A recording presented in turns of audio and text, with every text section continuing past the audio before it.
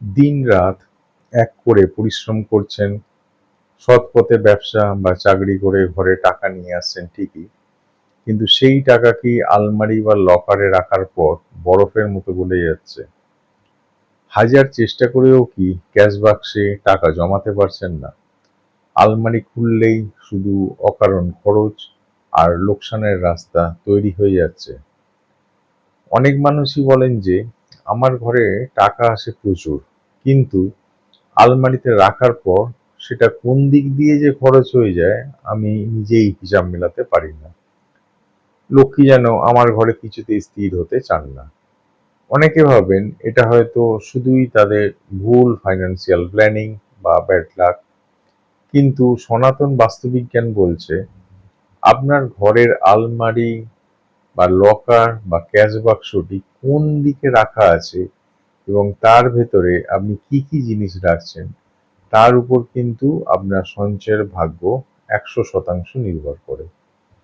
ভুল দিকে আলমারি রাখলে সেখানে এক ভয়ঙ্কর ঋণাত্মক শক্তি বা রাহু জাগ্রত হয়ে ওঠে, যার ফলে টাকা আসার সাথে সাথেই তা আকস্মিক রোগ ব্যাধি বা লোকসানের রাস্তায় বেরিয়ে যায়। আজকের ভিডিওতে আমরা জানব বাস্তুমতে আলমারি বা লকার রাখার সঠিক নিয়ম কি এবং লক্ষ্মীকে স্থায়ীভাবে ধরে রাখার সবচেয়ে শক্তিশালী ঘরোয়া টোটকাগুলো কি কি।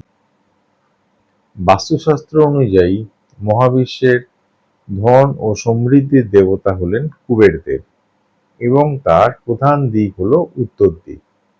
তাই লকার বা আলমারি রাখার সময় এই বিশেষ নিয়মটি আজই মিলিয়ে নিন। প্রথমে আমরা জানব কোন দিকে বসাবেন। আপনার ঘরের বা লকার রুমের দক্ষিণ বা পশ্চিম দেয়ালে অর্থাৎ নৈঋত কোণে আলমারি বা লকারটি এমনভাবে বসান যাতে আলমারির পিঠ থাকে দক্ষিণ দিকে। আচ্ছা, এবারে কোন দিকে মুখ করে খুলবে? আপনি যখনই আলমারির দরজা বা লকারটি খুলবেন সেটির মুখ যেন সবসময় উত্তর দিকে খোলে। উত্তর দিকে লকার খোলার অর্থ হলো স্বয়ং ধনকুবের এবং মা লক্ষ্মীর দৃষ্টি সরাসরি আপনার ধনের উপর পড়া। এর ফলে ঘরে টাকা আসার গতি বাড়ে এবং অকারণ খরচ এক নিমেষে বন্ধ হয়ে যায়। এবারে আমি বলবো কোন ভুলটি একদম করবেন না। লকার বা আলমারি কখনো উত্তর দেওয়ালে পিঠ দিয়ে বসাবেন না, যাতে খোলার সময় তার মুখ দক্ষিণ দিকে হয়। দক্ষিণ দিক হলো যমরাজ বা মৃত্যুর দিক। এই দিকে লকারের মুখ খুললে টাকা জলের মতো খরচ হতে থাকে এবং মানুষ ঋণের ফাঁদে পড়ে যায়। আলমারির দিক পরিবর্তন করার পাশাপাশি লকারের ভেতরে ধন আকর্ষণ করার ক্ষমতা বহুগুণ বাড়িয়ে তুলতে আমি আজকের আপনাদের ৪টি অত্যন্ত শক্তিশালী ও পরীক্ষিত ঘরোয়া টোটকার কথা বলবো। এগুলো আপনারা ব্যবহার করে দেখতে পারেন। ১ নাম্বার হচ্ছে আপনার আলমারির লকারের ভেতরে যেখানে আসল ক্যাশ টাকা বা গয়না রাখেন সেখানে সবসময় একটি লাল বা গাঢ় হলুদ রঙের সুতির কাপড় পেতে রাখুন। লাল বা হলুদ রং মা লক্ষ্মী এবং দেবগুরু বৃহস্পতির প্রতীক, যা ধনের স্থায়িত্ব বাড়ায়। কখনোই লকারের খালি কাঠের বা লোহার মেঝের ওপর সরাসরি টাকা বা পয়সা রাখবেন না। ২ নম্বর কি, যে কোনো শুভ শুক্রবারে মা লক্ষ্মীর চরণে ৫টি পরিষ্কার গোমতী চক্র এবং একটি আস্ত হলুদের গাঁট অর্পণ করুন। পুজো শেষে এই জিনিসগুলো একটি ছোট লাল কাগজে বা কাপড়ে মুড়ে আপনার লকারের ক্যাশ বাক্সের ভেতরে রেখে দিন। এই টোটকাটি এত শক্তিশালী যে এটি লকারের সমস্ত বাস্তুদোষ দূর করে এবং ঋণাত্মক শক্তিকে ক্যাশ বাক্সে ঢুকতে দেয় না। নাম্বার, লকারের ভেতরে সবসময় একটি ছোট রূপোর কয়েন বা রূপোর টুকরো রেখে দিন। রূপো হলো শুক্র এবং চন্দ্রের ধাতু। যা মনকে শান্ত রাখে এবং অযাচিত খরচ বন্ধ করে।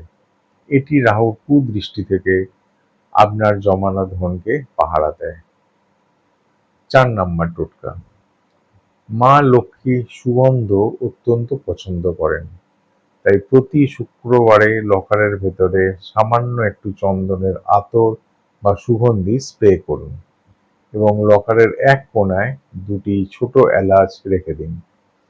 এলাচের সুগন্ধ শুক্র গ্রহকে বলবান করে তোলে, যার ফলে আলমারিতে টাকা সবসময় আকর্ষিত হতে শুরু করে। এই বাস্তু নিয়ম ও টোটকাগুলো ভক্তি ভরে পালন করার পাশাপাশি নিজের মনের চঞ্চলতা, হুটহাট ফাটকা ইনভেস্টমেন্টের লোভ এবং আকস্মিক খরচ নিয়ন্ত্রণে রাখতে প্রতিদিন 5 থেকে 10 মিনিট ধ্যান বা প্রাণায়াম করলে খুব ভালো ফল মিলবে। এর বাইরে কিছু নিয়ম মনে রাখবেন।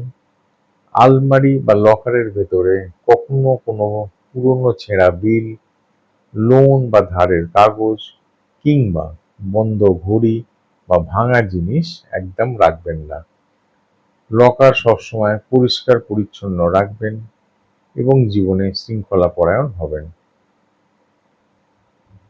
এখন বলি জ্যোতিষীয় রত্ন ও মূলের প্রতিকার সম্পর্কে। বৃহস্পতি এবং শুক্রের শুভ শক্তি বাড়িয়ে স্থায়ী ব্যাংক ব্যালেন্স ও আর্থিক সচ্ছলতা লাভ করতে কিছু বিশেষ রত্ন ও মূল ধারণ করা যায়। আপনি যদি আসল মহারত্ন ব্যবহার করতে চান, তবে সঠিক ফাইন্যান্সিয়াল ডিসিপ্লিন ও ধনসম্পদ সঞ্চয়ের জন্য বৃহস্পতির রত্ন পোগরাজ এবং বৈভব ও লাক্সারির জন্য শুক্রের রত্ন হিরে বা ভালো কোয়ালিটির উজ্জ্বল জারকন ধারণ করতে পারেন। যাদের বাজেট কিছুটা কম, তারা উপরত্ন হিসাবে পোগরাজের বিকল্প সোনালী টোপাজ এবং শুক্রের জন্য ওপাল ব্যবহার করতে পারেন। আর যারা রত্ন করতে চান না বা যাদের বাজেট আরো একটু কম, তারা বামুনহাটি মূল এবং রামবাসক মূল ধারণ করতে পারেন। সবশেষে বলবো, আপনার ঘরের বাস্তু ঠিক থাকলে মা লক্ষ্মী আপনার ঘরে নিজে থেকেই স্থায়ী আসন গ্রহণ করবেন। আর এই ধন সংকটের দিনগুলোতে বাস্তুবিজ্ঞান ও জ্যোতিষশাস্ত্র হলো আপনার জীবনের এক বিশ্বস্ত পথপ্রদর্শক। নিজের সামর্থ্য অনুযায়ী সৎ পথে পরিশ্রম ওই সহজ ঘরোয়া প্রতিকারগুলো করুন। অযথা বেশি খরচ করার বা দুশ্চিন্তা করার দরকার নেই। আপনার জন্ম তারিখ, সঠিক জন্ম সময় এবং জন্মস্থান আমাদের হোয়াটসঅ্যাপে লিখে জানান। আর ঘরে বসেই জেনে নিন আপনার জন্মকুণ্ডলী অনুযায়ী আপনার ধনযোগ কেমন রয়েছে এবং স্থায়ীভাবে ব্যাংক ব্যালেন্স বাড়াবার নির্দিষ্ট ও সঠিক প্রতিকারটি কী।